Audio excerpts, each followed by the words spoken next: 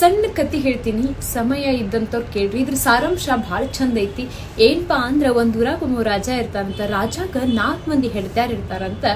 4ನೇ ಹೆಂಡತಿ ಮ್ಯಾಲ ರಾಜಂಗ ಬಹಳ ಪ್ರೀತಿ ಇರ್ತದಂತ. ಹಂಗ 3ನೇ ಹೆಂಡತಿ ಮ್ಯಾಲೂ ಪ್ರೀತಿ ಇರ್ತದಂತ. 2ನೇ ಹೆಂಡತಿ ಮ್ಯಾಲೂ ಪ್ರೀತಿ ಬಹಳ ಇರ್ತದಂತ. ಆದ್ರೆ 1ನೇ ಹೆಂಡತಿ ಬಗ್ಗೆ ತಾತ್ಸರ್ಯ ಮನೋಭಾವನೆ ಇರ್ತದಂತ. ಈಗ ನಾನು ಬಿಟ್ಟು ಹೋಗಲ್ಲ ಅನ್ನೋ ಕಾನ್ಫಿಡೆಂಟ್ ಲೆವೆಲ್ ಜಾಸ್ತಿ ಇರ್ತತಿ. ಹಂಗಾಗಿ ಲೀನಿಯನ್ ಸಿಕ್ಕಿರ್ತತಿ ರಾಜಂಗ 1ನೇ ಹೆಂಡತಿ ಮ್ಯಾಲ ಅಷ್ಟಕ್ಕಷ್ಟ ಪ್ರೀತಿ. ಹಿಂಗಿರುವಾಗ ಒಂದಿನ ಏನಾಗುತ್ತಂದ್ರ ರಾಜನಿಗ ಮಾರಣಾಂತಿಕ ಕಾಯಿಲೆ ಬಂದ್ಬಿಡ್ತದಂತ.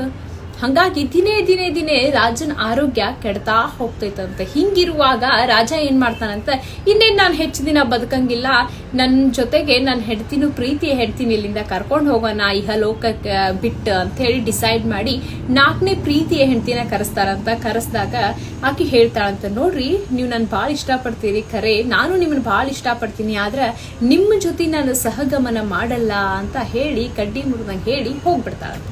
ಹಿಂಗಿರುವಾಗ 3ನೇ ಹೆಂಡತಿ ಬರ್ತಾಳ. 3ನೇ ಹೆಂಡತಿನೂ ಕೂಡ, ನೋಡ್ರಿ ನಾನ್ ನಿಮ್ಮನ್ನ ಇಷ್ಟಪಡ್ತೀನಿ, ನೀವು ನನ್ನ ಇಷ್ಟಪಡ್ತೀರಿ, ಆದ್ರೆ ನೀವು ಸತ್ತ ಮೇಲೆ ನಾನ್ ನಿಮ್ ಜೊತೆಗೆ ಬರಲ್ಲ, ನಾನು 2ನೇ ಮದ್ವಿ ಆಗ್ತೀನಿ ಅಂತ ಹೇಳ್ಬಿಟ್ಟು ಆಕಿನೂ ಹೊರಟು ಹೋಗ್ಬಿಡ್ತಾಳ.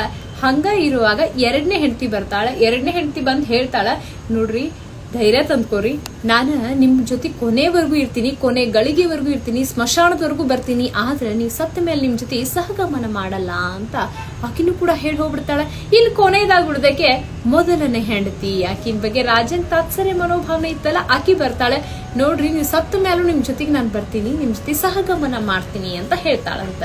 ಅಂದ್ರೆ ಯಾರಪ್ಪ ಇವರು 1ನೇ ಹೆಂಡತಿ, 2ನೇ ಹೆಂಡತಿ, 3ನೇ ಹೆಂಡತಿ, 4ನೇ ಹೆಂಡತಿ ಅಂದ್ರೆ 4ನೇ ಹೆಂಡತಿ ನಮ್ಮ ಶರೀರ, ನಾವು ಸತ್ತ ಮೇಲೆ ಅದು ನಮ್ಮ ಜೊತೆ ಬರಲ್ಲ.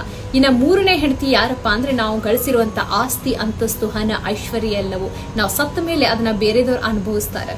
ಇನ್ನ 2ನೇ ಹೆಂಡತಿ ಯಾರು, ನೀವು ಸತ್ತ ಮೇಲೆ ನಿಮ್ ಕೊನೆವರೆಗೂ ಸ್ಮಶಾನದವರೆಗೂ ಬರ್ತೀನಿ ಅಂತ ಹೇಳಿದ್ಲಲ್ಲ, ಆಕೆ ನಮ್ಮ ಬಂಧು ಮಿತ್ರರು, ನಮ್ಮ ತಾಯಿ ತಂದೆ ಸಂಬಂಧಿಗಳು, ನಮ್ಮ ಹೆಂಡತಿ ಎಲ್ಲವರು ಕುಲ ಬಾಂಧವರು ಅಂದ್ಕೊಳ್ರಿ, ನಮ್ಮ ಸ್ಮಶಾನದವರೆಗೂ ಬಂದು ಬೀಳ್ಕೊಡ್ತಾರ, ಆದ್ರೆ ನಮ್ ಜೊತೆಗೆ ಬರಲ್ಲ.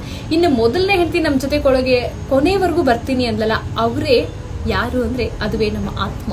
ನಮ್ಮ ಆತ್ಮ ಸಂತೃಪ್ತವಾಗಿಡ್ಬೇಕು ಅಂತ ಯಾಕೆ ಹೇಳ್ತೀವಿ ಅಂದ್ರೆ, ಆತ್ಮಕ್ಕೆ ಆನಂದವನ್ನ ನೀಡಬೇಕು, ಎಲ್ಲದಕ್ಕಿಂತ ಶ್ರೇಷ್ಠವಾದದ್ದು ಅಂತ ಯಾಕಂತೀವಿ ಅಂತಂದ್ರೆ, ಕೊನೆ ಗಳಿಗೆವರೆಗೂ ನಮ್ಮ ಜೊತೆಗೆ ಬರೋದು, ಕೊನೆವರೆಗೂ ನಮ್ಮ ಜೊತೆ ಇರೋದು ನಮ್ಮ ಆತ್ಮ ಮಾತ್ರ ನಮ್ಮ ಜೊತೆಗಿರುತ್ತೆ, ಬೇರೆ ಇನ್ನೇನು ಅಲ್ಲ. ಅದಕ್ಕೆ ಹೇಳೋದು ಆತ್ಮಕ್ಕೆ ಸಂತೃಪ್ತಿ ಇರ್ಬೇಕಂತ ಹೇಳಿ. ನೀವು ಎಷ್ಟೇ ಗಳಿಸಿದ್ರು, ಎಷ್ಟೇ ಆಸ್ತಿ ಅಂತಸ್ತು, ನಿಮ್ ಹೆಂಡತಿ ಏನೇ ಇದ್ರು ಕೂಡ ನಶ್ವರ ಇಲ್ಲಿ.